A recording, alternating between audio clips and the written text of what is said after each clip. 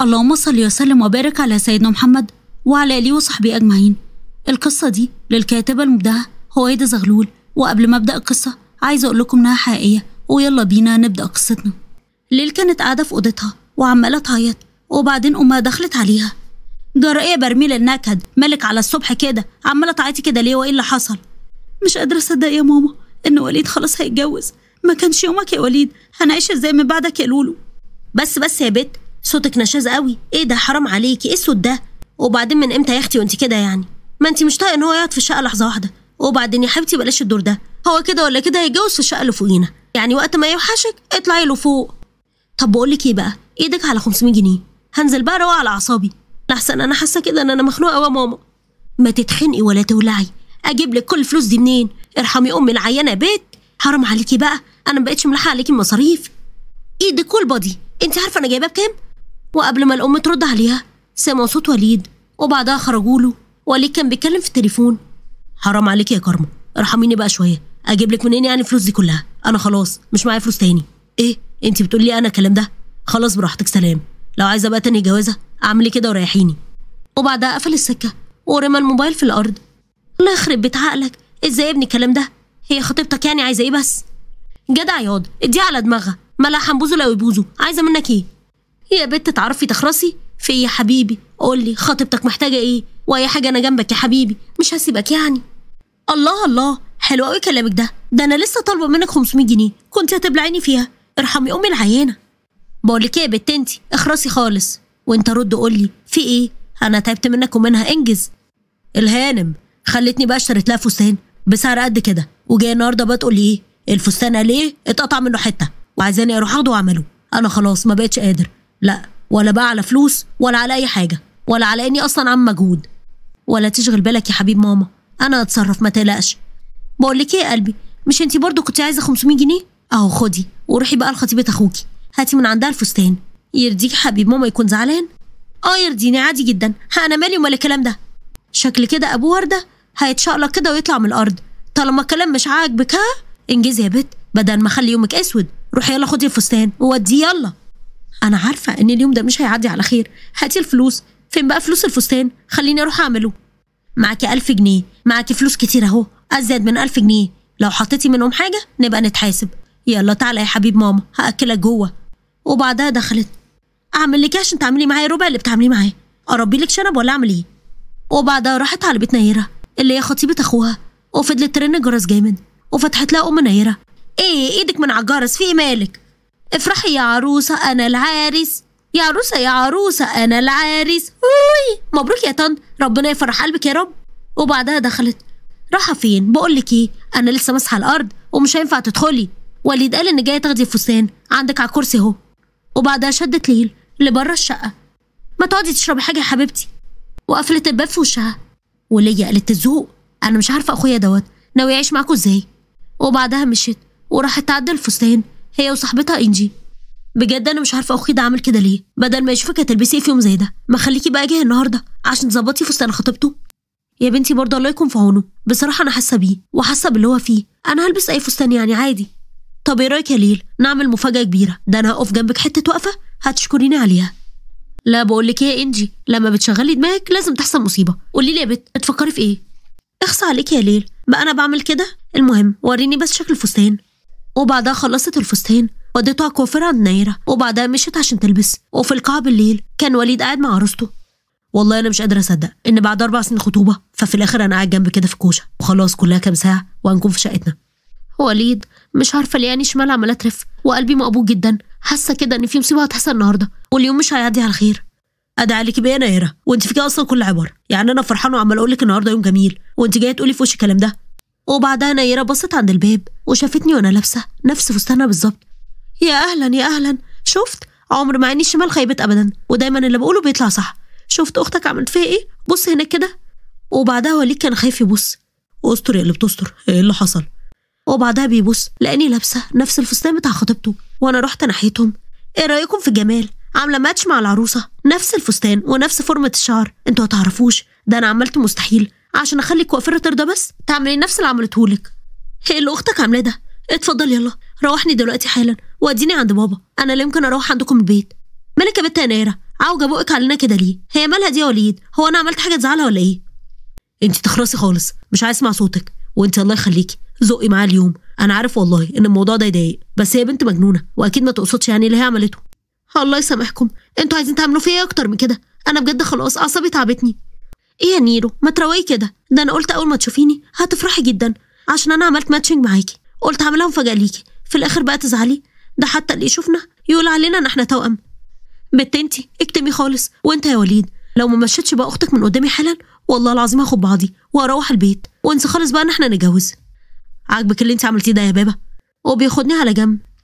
الله بالراحه يا وليد، الفستان كده هيكرمش وهيبقى شكله وحش، غير كده الناس بتبص علينا، شوف الناس عماله تصور فينا انا وانت. اسكتي بقى الله يخرب بيتك، فضحتينا. اللي انت حبيبتيه ده انت بوظتي الفرح. انا مش فاهم مين بنت المجنونه دي اللي اقترحت عليكي بقى الفكره الزفت دي. خلاص بقى يا وليد انا مش فاهمه ايه الغاغه اللي انت عاملها دي، انت ومراتك يعني عاملين مشكله كل ده عشان لبست فستان زيها؟ والله هلعه لكم دلوقتي لو يعني هتستريحوا. بطلي بقى عبط يا بنت انت، انا خلاص جبت اخري منك. ولو انت فاكره العبط دوت اللي انت عماله تعمليه دلوقتي هيخل عليا ويخليني بقى اصدقك ان انت عملتي كل دوت كده وخلاص من غير سبب عشان بس تفرحي نيره؟ تبقي عبيطه. انا عارفه انت ليه عملتي كل ده عشان تكسري فرحه نيره، بس لو مفكره بقى ان انت هتقدري تعمليها وانا موجود تبقي عبيطه.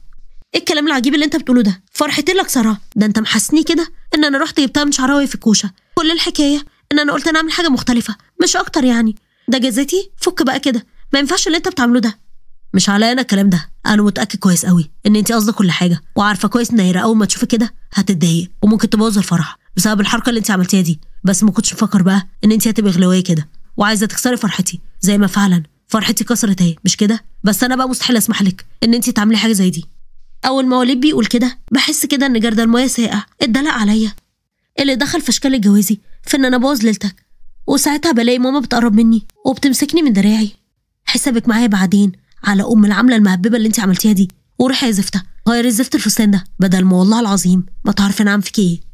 سيبك من زفت الفستان. ماما تعالي شوفي وليد قال لي ايه. مفكر بقى ان انا لبست الفستان دوت عشان ابوظ الفرح زي ما فرحي باظ؟ انا مش مصدقه بقى اخويا الوحيد يقول كده. وتسمي اللي انت عاملاه دلوقتي ايه؟ بقول لك ايه يا بنت انت امشي من وشي بدل ما تعرفيش انا عم فيك ايه، وحسابك معايا بعدين لما نروح بس البيت. واول ما بلاقي ماما بتقولي الكلام ده فعلا بمشي. انا مش عايزاك تزعلي قلب ماما وروحوا جنب عروستك وانبسطوا يلا ولا كأن في حاجه حصلت. انا عارفه ان اختك عبيطه وتلاقي عملت كده من جنانها هبله بقى. انا كل اللي انا عايزه دلوقتي ان نيره تفك شويه. انت مش شايفه شكلها عامل ازاي؟ ده اللي يشوفها كده يقول ان في حد ضربها. ده انا خايفه اقرب منها لا تروح ضرباني بالبوكس في وشي. طب امشي يا ابني وانا في ظهرك ما تقلقش خالص، وهي لما تشوفني معاك هتخاف تعمل كده. وبيقف جنب نيره. خلاص بقى يا نيرو فكيها شويه، مش معقول اللي انت عاملاه ده النهارده فرحنا. والله كل ده من تحت راس اختك الكائن اللي شبه البطريق ده. انا مش فاهمه اللي هي عملته ده. على فكره بقى الفستان عليها كان وحش قوي، هي ما كانتش يعني مكسوفه وهي لابساه. خلاص بقى يا نيرو خلي قلبك ابيض، وانا حسابي مع المتسماش دي هروقلك عليه لما نروح. ما تشغليش بالك انت عشان خاطرك انت بس يا طنط. والله لولا ان انا بحب وليد كنت مستحيل افضل في الفرح دي واحده بعد اللي بنتك عملته. انا متاكده انها قصدها على فكره. خلاص بقى يا نيره خلي قلبك ابيض كده واضحكي بقى وما تزعليش، واوعدك انا بعد كده مش هخليها تتدخل بقى في اي حاجه تخصك. وفي الوقت ده عندي انا كنت قاعده قدام القاعه وعماله اعيط. معقول يا وليد وانت عليك تقول الكلام ده وانت عارف ان اللي حصل لي ما كانش ليا ذنب فيه وانهم طلعوا خاينين؟ وبدات افتكر اللي حصل زمان، فلاش باك للقعده مع شروق صاحبتها قبل فرح ليل بحاجه بسيطه. يا ستي ولا تعب ولا حاجه، وانا يعني لو مش هتعبلك انت قبل فرحك بكام يوم مين اللي هيتعبلك؟ خليك انت وشوفي بقى اللي انت عايزاه وانا هظبط لك كل حاجه ما تقلقيش. والله انا لو عندي اخت ما كانتش هتعمل كده معايا. على العموم خدي وزي ما قلت لك حطي الحاجه في الدولاب وانا هكلم هشام عشان يستناكي ويفضل معاكي. وفعلا شروق بتاخد الهدوم وبتمشي، وبعد شويه بدخل الاوضه وبتفاجئ ان انا نسيت المكياج. يا خبر ده انا نسيت خالص ان انا ادي لشروق الميك اب. يلا مش مشكله هروح اوديهولها وهو بالمره بقى نروح سوا واشوف لو في حاجه ناقصه في الشقه عشان اجيبها بالمره. وباخد الميك اب وبروح على الشقه بتاعتي، واول ما بفتح باب الشقه بسمع صوت ضحك جاي من اوضه النوم. واول ما بلاقي كده بدخل بسرعه، وكانت الصدمه لما بلاقي شروق وهشام كانوا على السرير.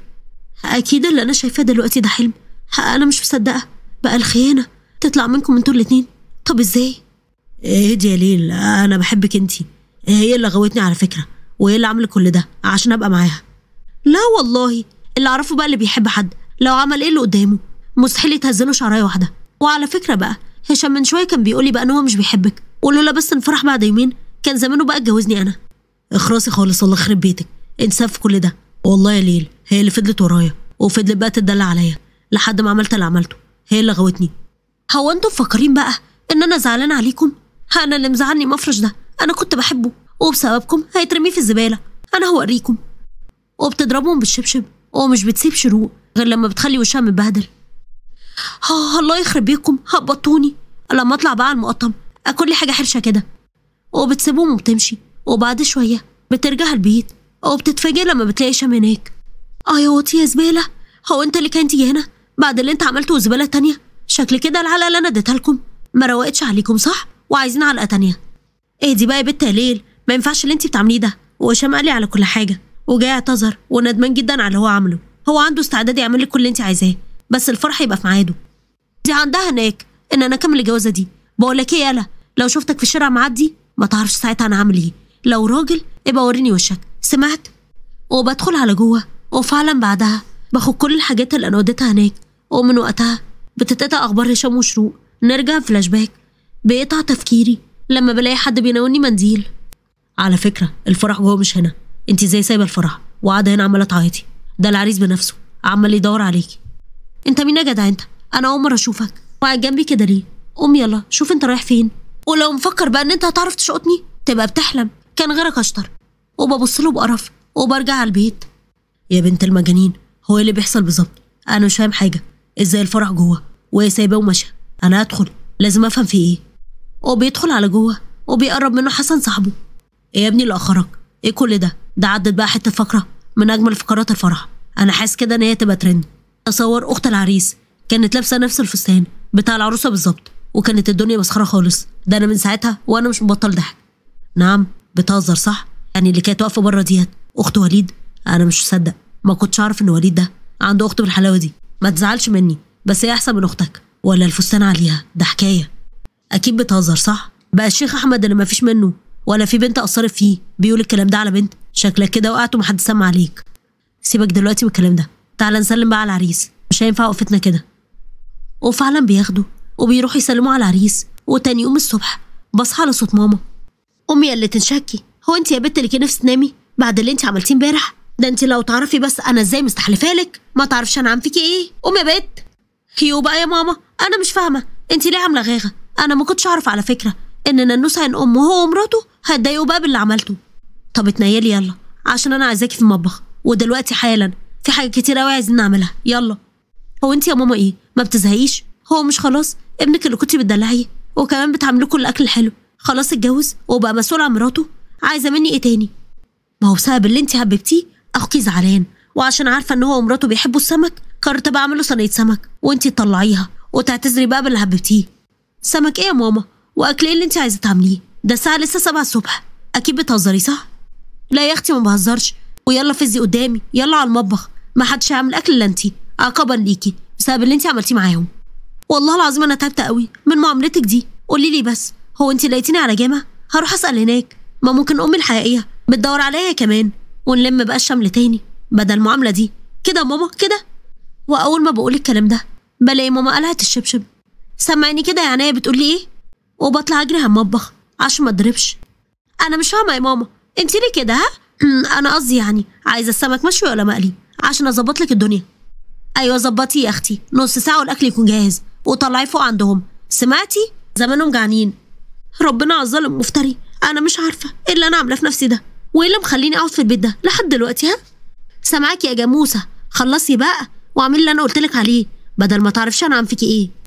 وبعد شويه بخلص وبطلع على فوق عند وليد اخويا، ولما بخبط نير هي اللي بتفتح. خدي الطفح اهو، ماما بتقولي ان انتوا بقى نفسكم في سمك. قصدي يعني طفح ايه اللي انا قلته ده؟ قصدي الاكل عملته لكم اهو.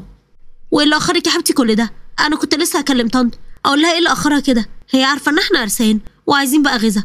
ادخلي يا حبيبتي دخلي صينيه جوه. استغفر الله العظيم يا رب، صبرني يا رب، خليني امسك لساني. لولا بس ان انا مش عايزه اصدع مع الحاجه اللي تحت كنت عملت اللي ما يتعملش. ودلوقتي ها؟ وبدخل على جوه وبيجي وليد. اللي جابك هنا جلبت مصايب، انا مش عارفه اعمل فيك ايه بسبب اللي انت عملتيه فينا. انا بجد تعبت. في يا وليد الله، هو جرى شكل وخلاص. انا كنت عملت ايه يعني عشان تقول الكلام ده؟ اتفضلي يا هانم، شوفي اللي انت عملتيه. بصي بسببك سيرتنا بقت على كل لسان، يا ريت المنطقه بس، لا بقت في مصر كلها وجميع دول العرب كمان. اتفضلي شوفي. بيديني التليفون، واول ما بشوف كده الله انا طلعت ترند. ما تعرفش بقى الموضوع ده طلع حلو ازاي، يخرب بيكوا.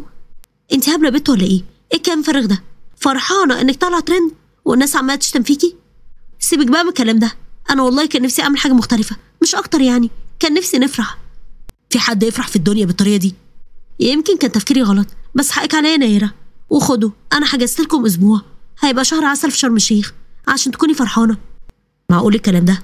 يعني الفلوس كلها اللي انت كنت محوشاها واللي كنت هتتجوزي بيها جبت لنا بيها تذاكر لشرم الشيخ؟